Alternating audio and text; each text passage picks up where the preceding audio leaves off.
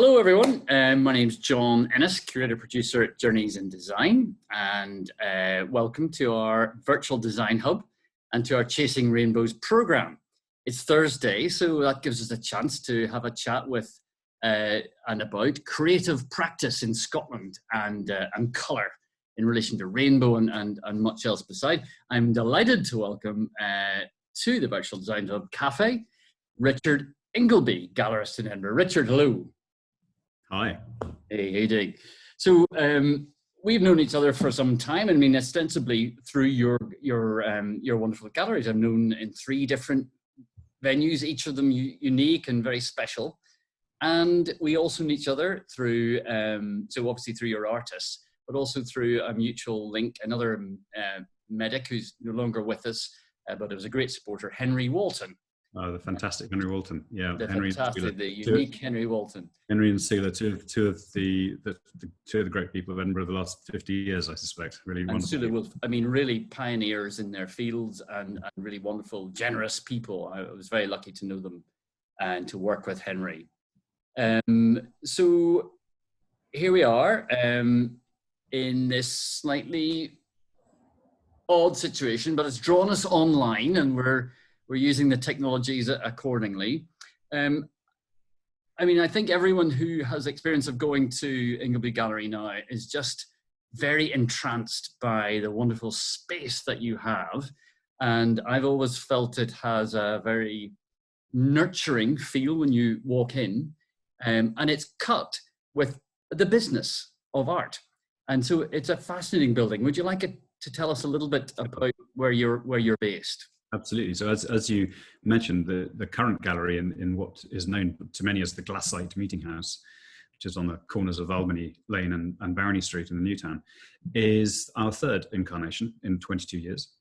We started in a very typical Edinburgh building up on Carlton Terrace on the ground floor of a essentially domestic Georgian townhouse, which is the building that we live in. We lived in the basement and on the 1st floor, and the gallery was on the ground floor. So we were kind of gallery sandwich.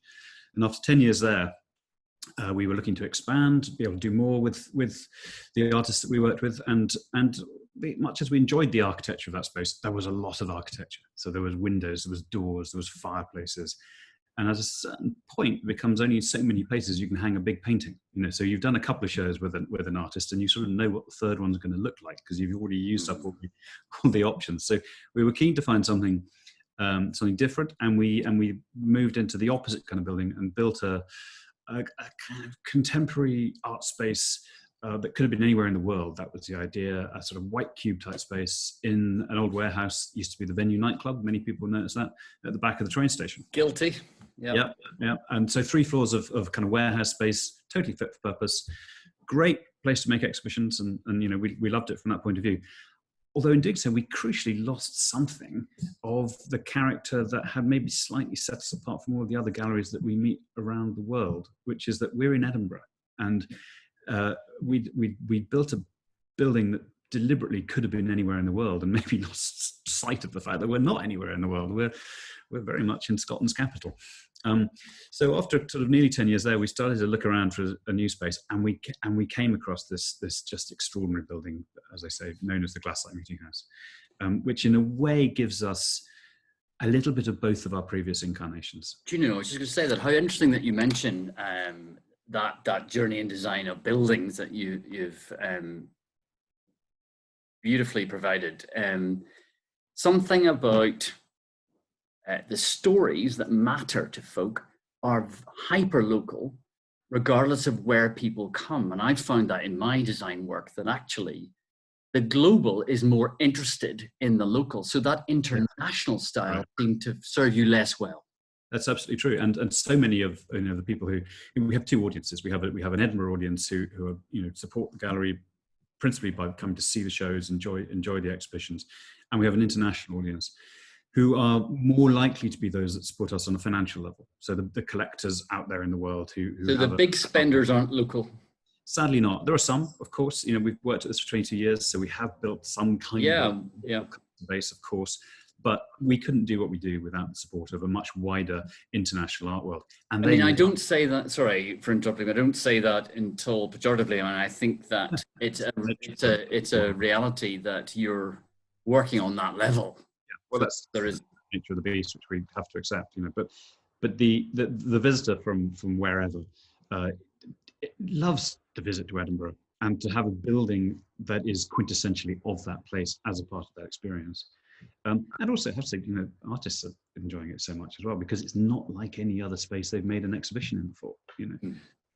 And you have actually, every curator will be constrained by the reality of the walls they have to. But you've made absolutely unique interventions in the building. I think it's been absolutely a joyous thing to look at.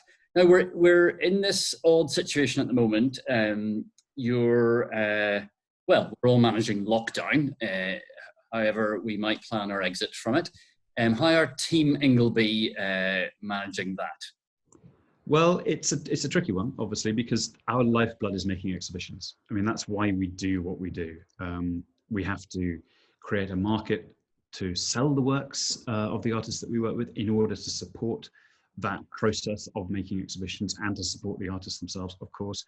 So the commercial side of it is essentially always going to be important, but that's not the reason we do it. The reason we get up in the morning is to make wonderful exhibitions with wonderful artists. So being in a position at the moment where we cannot do that is inevitably a huge frustration and a disappointment. But we can continue to plan, think ahead, and to work with the artists in a different way, which we've been doing with an online program, which very deliberately is not an online version of an exhibition we might have done in the gallery. And there's enough of that going on. We decided to make a show that very deliberately wouldn't have been on in the gallery. It's called The Unseen Masterpiece. It's an exhibition of works that people aren't going to see, that would not normally be together in an exhibition that actually doesn't exist. And yet it's allowing us to tell a story of 22 years of the gallery's history by bringing in a new work every day. And it's as beguiling as this space, Richard. Congratulations, a lot of work. And I know that we're all trying to support the community, in my case, the design community and practitioners across Scotland. But it's a tricky one. We met on a plane to London, and I know you work obviously internationally. You were actually en route to Art Madrid.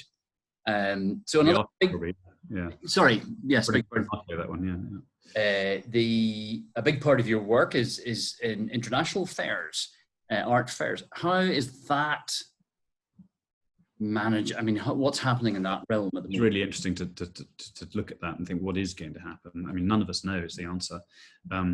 The busiest period for the fair season is the one we're in at the moment. Internationally, it sort of kicks off with the Armory show in early March in New York. Moves into Hong Kong later in March, Art Basel Hong Kong. We would have had Frieze New York last week. Basel itself, the big Swiss one, obviously coming up in a few weeks' time in June. In another universe, this year, none of that is happening. We had the Armory at the start of March, and that was the last one. Maybe the last fair any of us see for quite a long time. I mean, it's just very difficult to predict how on earth we can cope with this. It's very hard to see how a conventional art fair is going to work alongside social distancing. I think until there's a vaccine, we're probably not really going to see. I think you may well be right. Near them. So what are the online variants that are propping up and appearing? So there's a bit of experience of them now. We did the Art Basel Hong Kong one, and then just last week we were involved in the Frieze New York one. They're doing their best. I think the fair organisers are, trying to provide something to the galleries in a difficult moment, but they're quite boring. I don't know how much time people want to spend on their computers looking at the same thing in different ways. It's so difficult even to begin to imagine how that can be transferred. And then I'm afraid I feel absolutely the same. And it's very difficult to produce something that's engaging. Yeah, I'm quite struck by how my own feeling about the online and virtual experience has changed over the course of the last 2 months. In the first sort of couple of weeks, I was quite hungry for it. I was wanting to look at as much as possible. I was intrigued by the idea of virtual reality possibilities. I was looking very closely. I was looking very closely at a number of things that different galleries were doing, particularly some of the bigger international galleries who are that bit further ahead. They have the financial resources to be that bit further ahead. And I'm quite keen to see how it would feel. And I'm appalled by all of it now. I mean, I look at these things which are, best efforts at making a virtual exhibition experience, and it's like the worst computer game you've ever had to use. Yeah, right. And art is not about that. It's an entirely different thing. Of course, it's not attempting to be the genuine experience, but somehow I find it just demeans the experience in a way that I have zero interest in. I am totally committed to standing in front of an artwork and experiencing it in the flesh. The closest you can get to that, I think, is by very careful photography and maybe even video and little films and so forth. But to try and create a virtual reality experience, another reality, is just to turn the artwork into something else that it isn't meant to be. So it's not working for me. And what I've enjoyed quite a lot is making really crappy little films on my iPhone. And there's a lot to be said for a crappy film on an iPhone. I made one this morning and sent it to a client in LA who's interested in the picture, and you could do a little chat about it, and you can look at it from different angles and in different lights. And in terms of trying to communicate an experience, it's hopeless, but it's got a certain amount of integrity. Very interesting. And there's a neat segue there, photography, into one of your artists who I am particularly fond of myself. I have recognized in preparing here that my own training, if you like, my own professional development has often come from doing it, from see one, do one, teach one, which is an old medical adage. Right. I mean, I've really immersed myself in the world more, particularly in the last 8 years, but 30 years of going to exhibitions. And I've drawn some books and some exhibitions and event literature that I've had, and I've popped them up here with a focus on photography and the work of Garry Fabian Miller. But I must mention also the one of my favorite paintings from my favorite deceased Scottish artist, if I can say it that way, Ian Hamilton Finlay. There are 3 places in town and 2 places out of town I recommend visitors come to see when they come to Edinburgh. Ingleby, of course, Dovecote, and to the Gallery of Modern Art, and then to Jupiter Artland and to Little Sparta, Ian Hamilton Finlay's extraordinary place in People. It's absolutely stunning, and I do recommend. I mean, we could talk for hours. Well, that's a whole other conversation, isn't it? I mean, Ian Hamilton, conversation, one of the great Scottish artists of all time, but also, not one who's often thought of in terms of colour. He's a conceptual artist, but of course, colour is script. Yes, I think. I mean, this is where. Well, let's not go too far down this here, but this is where the combination of script, colour, and balance in his work just. I mean, I can look at this at the end of a day and feel calm. Even will come, they will sow the blue seals. I mean, it's just a beautiful piece, and that colour and that script unique to him. Just a transportation to another place that you didn't know was in your mind in that moment, which is really fantastic. The power of it all. Also up there is mentioning Dovecote is an exhibition called Voyage, which was Gary's work with the team, tapestry team at Dovecote. It was very beautiful. And then Blaze, which was astounding, and his work, The Colour of Time. I'm very intrigued by what it is when, and maybe we'll talk about it in a minute, when you get to work and curate with artists whose almost primary medium is colour, if you like, but also with folk who, and I'm conscious that I learned myself, when some artists become more than that and colour theorists. I've got this wonderful book of an exhibition. I saw Joseph Albers in Mexico, and of course his contribution to colour theory is very significant. And then this wonderful Chromophobia by David Batchelor, which just everyone should read. It's just a beautiful meander through the politics and cultures of colour, and it's fantastic. One of your artists.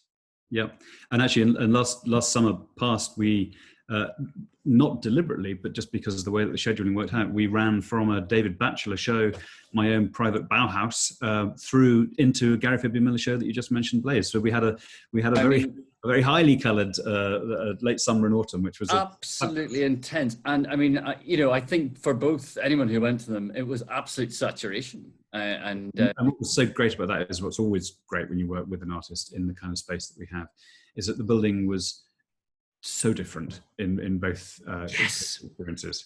The work's very different, but just the whole feel of how you play with the space and how the work takes over the space and communicates itself through the space was an entirely different experience both times, but equally rewarding, I think. Would you like to talk a little bit about? Well, let's talk about Garry first, because you mentioned him first. I mean, colour is hugely important to Garry, obviously, but really in both of their work, and particularly in Garry's, it's colour and light. I mean, without light, there is arguably very little colour. It's how we experience colour through light is what he's all about. And he's at this critical point in a way where the work he's made for the last 35 years through the materials he's used, old style analog photographic materials with the paper and the chemistry, they no longer exist. He's working down his suppliers, so we're at the end point of something. I mean, just to explain that a little bit more, he literally works with the photographic materials that are no longer produced. He has a stock of them, and after it's gone, and he's used that for so many years. The basic techniques of the 1830s and 1840s, when photography was being invented by Fox Talbot or Hill, if you fly the Scottish flag on that one, and and others elsewhere around the world. But in that moment of early to mid 19th century experimentation, there was a sense of how to make an image using light and a piece of photosensitive paper. And what you do between the two is how you make the image. And that's exactly what Garry does. There's no camera. He has the photosensitive paper and he has a source of light. And what he does in that space in between is where the image comes from. And it's a kind of alchemy. It's a kind of alchemy. I mean, it's absolutely extraordinary to see it firsthand. What we'll do after each of our conversations is find out more post out. So we'll refer to his work and obviously your own. And then in contrast, as you say, they were linked in time, but my own private Bauhaus, which is a lovely little, clever title. I don't know who came up with it, but it was David's. I mean, he was looking at his own work over a period of time. It was had a lot of new work in it, but it also went back 20 years maybe, and he realized that he keeps returning to the basic principles of the circle, the square, and the triangle, which obviously are the touchstones of the Bauhaus formulation. And of course, the other thing we know about the Bauhaus is they went back to the red, the yellow, the blue, the primary colors. So for someone whose entire life has been about thinking about color and writing about color and making art about color, the Bauhaus are pretty bloody important. So he was quite happy to give his thing. I got such a tingle when I realized Joseph Albers and David Batchelor were going to be together in this conversation. The Albers of the Bauhaus, Batchelor all talking of it. And it was 100 years of Bauhaus last year, of course, exactly. So coincidence there. And the little twist on my own private Idaho, which is a film that's very important in my kind of cultural experience as well. What was it like? So, color theorist. Well, he's significant. He's a great communicator. David Batchelor is that book you held up, Chromophobia.